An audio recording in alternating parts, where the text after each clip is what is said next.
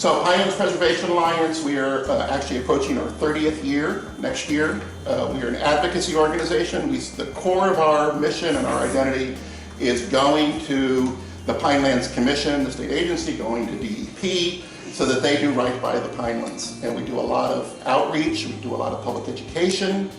A key part of that, which you will see, another consequence of the fundraising effort in the burn fund for the Pinelands, is the creation of Pinelands Adventures that we're going to be out in the woods with this afternoon, which is an initiative of ours. It is owned by PPA, and it's an opportunity for us to show people who might not otherwise come to an environmental advocacy group what a phenomenal place the Pinelands is, and then hopefully turn that newfound love into some letters and phone calls to policymakers to get them to do the right thing.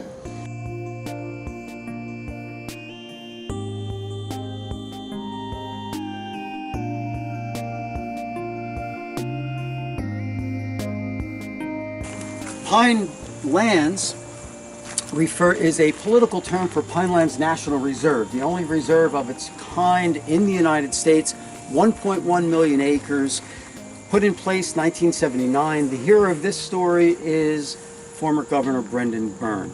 Many people may suggest that would possibly suggest that the author of this book, The Pine Barrens by John McPhee. Has anyone read Pine Barrens by John McPhee? Oh, good, a few folks out here. All right. So, written in 1968, that drew a lot of attention to the Pine Barrens and got the attention of Governor Brendan Byrne. So another cornerstone of Murphy's energy agenda is his ambitious but achievable goal to have 3,500 megawatts of energy come onshore to New Jersey from wind. And we are particularly optimistic and excited about this because New Jersey has some of the best offshore wind resources in the world. The legislature and the prior administrations recognized that by passing the Offshore Wind Economic Development Act in 2010, but unfortunately the state has made little progress since 2011.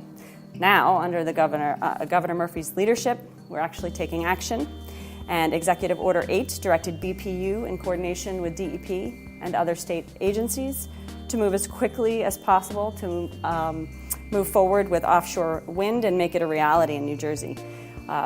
We are aware that we need to be very careful and mindful of our coastal and marine and fishery resources as we site those, and so that is something that DEP is committed to looking at. Despite its small geographic size, you might be surprised to know that New Jersey ranks 5th for photovoltaic solar installations, and on a square mile basis, we're number 1. So that's very exciting.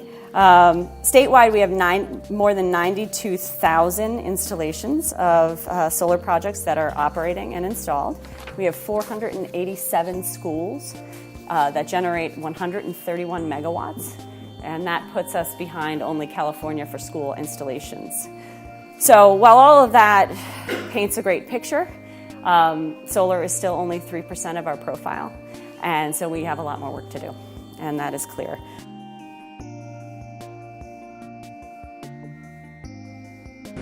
We are the Atlantic County Utilities Authority, and we service primarily the shore communities, although Atlantic County is fairly large, and we'll go into that, but I'll show you that. We are a 40 million gallon a day facility. This is the only plant that we have. Some of our sister agencies have multiple plants, but everything comes here. And that was predicated on a legislation called the Clean Water Act back in the early 70s to late 70s, and essentially that mandated that all municipal utilities authorities needed to upgrade their treatment from primary treatment, which was essentially just getting the lumps out and sending them into the ocean or receiving waters, to a regional concept or what they call secondary treatment. Now, we are a secondary treatment facility, and our ultimate discharge goes into the Atlantic Ocean. So this recycling center is just about 27 years old. It was built initially when recycling collected in Atlantic County was dual stream. And it's been converted about 10 years ago, 8 years ago to single stream.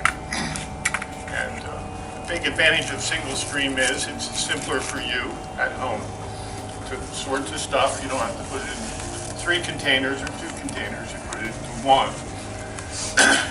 The other big advantage that's unknown to everybody is you can use regular trash trucks. So we put the trash in a building during the day, and we landfill at night when the birds can't see. The only place in the whole world where we do this. We eventually convinced all those people that would work. At first they turned it down, and then we said, let us try 100 tons a day, let's try, that worked. And so for 20 years we have been doing it.